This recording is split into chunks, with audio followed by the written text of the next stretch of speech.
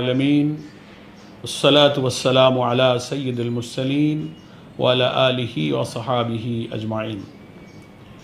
সম্মানিত দেশবাসী ও প্রবাসে অবস্থানরত আমার প্রিয় ভাই ও বোনেরা, মাহে রমাদান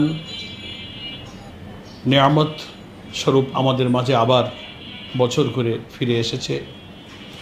রহমত, মাগফিরাত এবং নাজাতের এই মাস একজন মুমিনের জীবনে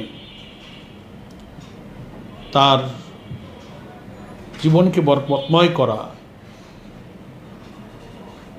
মাগফিরাত এবং ক্ষমা পাওয়ার জন্য আল্লাহর কাছে আকুতি জানানো এবং জাহান্নামের আগুন থেকে নিজেকে রক্ষা করার এই নিয়ামতের মাস আমাদের হায়াতের মধ্যে এবারও আমরা ভাগ্যে পেয়েছি বলে মহান আল্লাহ তাআলার দরবারে আমরা সবাই শুকরিয়া জানাচ্ছি, আলহামদুলিল্লাহ। সম্মানিত দেশবাসী, ভাই ও বোনেরা, মহান আল্লাহ পাক মাহে রমজানের রোজাকে ফরজ করেছেন। প্রধান উদ্দেশ্য সম্পর্কে আল্লাহ তাআলা কোরআন মজিদে ইরশাদ করেছেন, আউযু বিল্লাহি মিনাশ শাইতানির রাজীম, বিসমিল্লাহির রহমানির রহিম। ইয়া আইয়ুহাল্লাযীনা আমানু কুতিবা আলাইকুমুস সিয়াম কামা কুতিবা আলাল্লাযীনা মিন ক্বাবলিকুম লাআল্লাকুম তাত্তাকুন। প্রিয় ভাই বোনেরা, এই আয়াতে আল্লাহ তাআলা রোজাকে ফরজ করার উদ্দেশ্য সম্পর্কে বললেন যে, হে ঈমানদার লোকেরা, আমি তোমাদের উপরে রোজাকে ফরজ করেছি যেমন পূর্ববর্তী লোকদের উপরে ফরজ করেছিলাম। আশা করা যায় তোমরা এর থেকে তাকওয়া অর্জন করবে। তাকওয়া অর্থ হচ্ছে আল্লাহকে ভয় করা, আল্লাহর কাছে জবাবদিহি কৈফিয়ত তার পাকড়াওকে ভয় করে দুনিয়াতে অন্যায় থেকে, নাফরমানি থেকে, পাপাচার থেকে নিজেকে বাঁচিয়ে রেখে চলার যে নৈতিক শক্তি, তার নামই হচ্ছে তাকওয়া। তাহলে বোঝা গেল এই আয়াত থেকে আল্লাহ তাআলা একজন রোজাদারকে আল্লাহর ভয় এবং সেই ভয়ের ভিত্তিতে সমস্ত পাপ থেকে বাঁচবার একটা নৈতিক গুণ অর্জন করার জন্য আল্লাহ তাআলা রোজা ফরজ করেছে।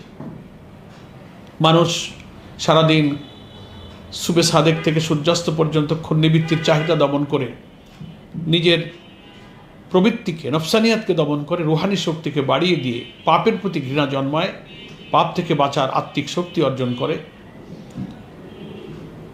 সারাদিন সালাত, তেলাওয়াত, ইবাদত, কিয়ামুল লাইল, তারাবি, সেহরি, ইফতারের পাশাপাশি তার দৈনন্দিন কার্যজীবনের কর্মমুখর দিন কাটাবার পরেও সে কষ্ট করে, ইবাদত করে, আরামপ্রিয় না হয়ে পরিশ্রমপ্রিয় হয়ে দুনিয়াতে আল্লাহ তাআলার বিধান মেনে যে পাপ থেকে বাঁচতে হয়, এই শিক্ষা রোজার মধ্যে আল্লাহ রেখেছেন।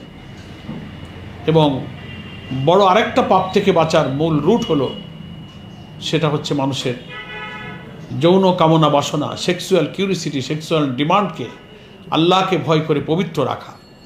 মানুষের এই কাম প্রবৃত্তিকে পূর্ণ করবার জন্য হালাল উপায় আল্লাহ তাআলা যে বিবাহের মাধ্যমে বৈধ প্রথাকে মুসলিম উম্মার জন্য নির্দেশনা দিয়েছেন, এর বাইরে কোনো উপায়ে তার এই খারাপ কামনা বাসনা, এই কুপ্রবৃত্তি চরিতার্থ করতে গেলেই তখন পাপ কাজের রুট বেরিয়ে যায় এবং সে অনেক পাপ কাজে জড়িয়ে পড়ে।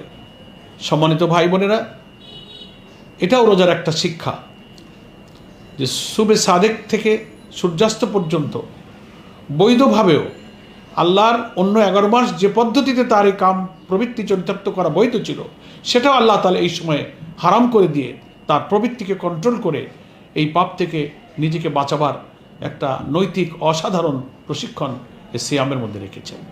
সম্মানিত ভাই ও বোনেরা, তো এই নৈতিক চরিত্র অর্জন করে আল্লাহকে ভয় করে দুনিয়াতে আল্লাহর হুকুম মানার যে প্রশিক্ষণ রোজা থেকে গ্রহণ করলাম, সমাজে, রাষ্ট্রে,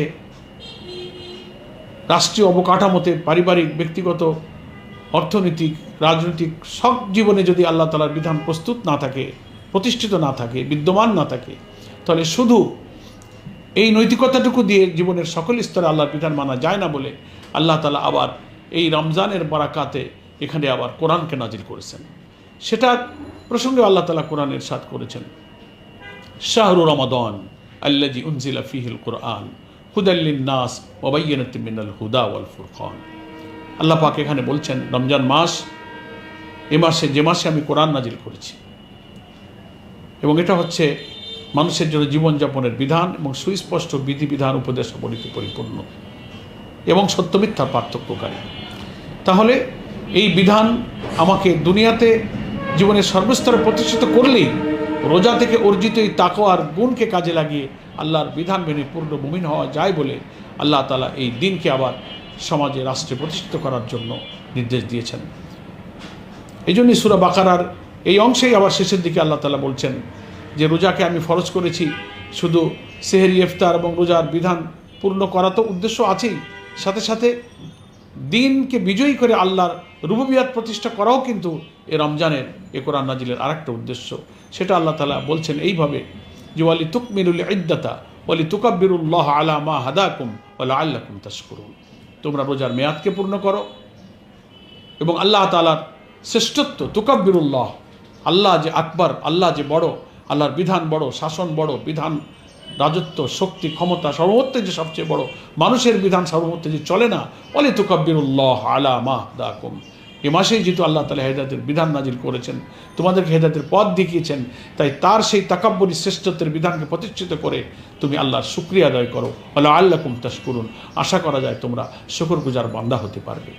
আসুন সম্মানিত দেশবাসী ভাই বোনেরা, আমরা রোজা রাখি, আজকে পহেলা রমজান, আমরা রোজা রেখে এই প্রতিজ্ঞাই করি যে বাকি এ মাসের সব রোজাগুলো যেন আমাকে আত্মশুদ্ধির জন্য, রুহানি শক্তি বৃদ্ধির জন্য, জৈবিক প্রবৃত্তি এবং চাহিদাকে দমন করে কুপ্রবৃত্তি থেকে বাঁচার জন্য এবং কোরআন পড়া, কোরআন চর্চা করা, কোরআন শেখা, নিজেকে পরিশ্রমী এবং সংগ্রামী হয়ে আমরা সেই কোরআনের বিধান প্রতিষ্ঠার মধ্য দিয়ে একজন পূর্ণ মুমিন হওয়ার গুণাবলী এই রমজান থেকেই যেন আমরা সংগ্রহ করতে পারি। এই রমজান কোরআন নাজিলের মাস, সেটাই আল্লাহ কোরআনে বললেন। আবার এই রমজান কোরআনের জন্য যুদ্ধ করার মাস। প্রিয় নবী রমজানের 17 তারিখেই বদরের যুদ্ধে অংশ নিয়েছিলেন, সেটাও ছিল 17ই রমজান। আবার এই রমজান কোরআনের বিজয়েরও মাস। 8ম হিজরির 10ই রমজান আল্লাহর নবী 10,000 সৈন্য নিয়ে মক্কাকে বিজয় করেছিলেন। ফলে এই রমজানে কোরআনের নাজিলের মাস, কোরআনের জন্য সংগ্রাম করার মাস, কোরআনের বিজয়ের মাস। আজকে আমাদের প্রিয় জন্মভূমি বাংলাদেশের রমজান মাস আবার বছর ঘুরে ফিরে এসেছে। 5ই আগস্ট 2024-এর জুলাই অভ্যুত্থানের মধ্য দিয়ে নতুন বাংলাদেশের যে স্বপ্ন আমরা দেখছি, শোষণ, জুলুম, বঞ্চনা, বৈষম্য, নিপীড়ন, নির্যাতন, লুটপাট, পাপাচার, অনাচার, কর্তৃত্ববাদী শাসন থেকে বেঁচে আমরা যে মানুষের সুবিচারপূর্ণ যে সমাজ আমরা চাই, সেই সুবিচার শুধু কোরআনের বিধানের মধ্যেই আছে। আসমান থেকে নাজিল হওয়া ঐশী জ্ঞানের ভিত্তিতে যে নির্ভুল কেতাব কোরআন, যে রমজানে নাজিল হয়েছে, ওই কোরআনের কল্যাণ রাষ্ট্রের মধ্যেই মানুষের সেই সুবিচার রয়েছে। আমাদের সোনার ছেলেরা, কলিজার টুকরা সন্তানেরা যে রাজপথে স্লোগান দিয়েছিল জুলাই অভ্যুত্থানে, উই ওয়ান্ট জাস্টিস, সেই জাস্টিস, সেই সুবিচার হচ্ছে কোরআনের মধ্যে, ঐশী জ্ঞানের মধ্যেই রয়েছে সেই সুবিচার। আসুন কোরআন নাজিলের এই মাসে, কোরআনের জন্য যুদ্ধ করার এই মাসে, কোরআনের বিজয়ের মাসে, তাকওয়া অর্জনের এই মাসে আমরা কোরআনকে পড়ি, কোরআনকে বুঝি, কোরআনের চর্চা করি, কোরআনের দাওয়াত দিয়ে আমরা আমাদের সেই স্বপ্নের বাংলাদেশ, সেই কোরআনের কল্যাণ রাষ্ট্র, বরকতময় রাষ্ট্র প্রতিষ্ঠার জন্য আমরা সকলেই নিজেদের জীবনকে একটা লক্ষ্যে পরিচালিত করি। মহান আল্লাহ তাআলা আমাদের সকলকে সেই তৌফিক দান করুন। আমিন। ওমা তৌফিকি ইল্লা বিল্লাহ। হাযা মা ইনদি ওয়াল ইলমু ইনদাল্লাহ আলাইহি তাওয়াক্কালতু ওয়া ইলাইহি উনীব। আসসালামু আলাইকুম ওয়া রাহমাতুল্লাহি ওয়া বারাকাতুহু।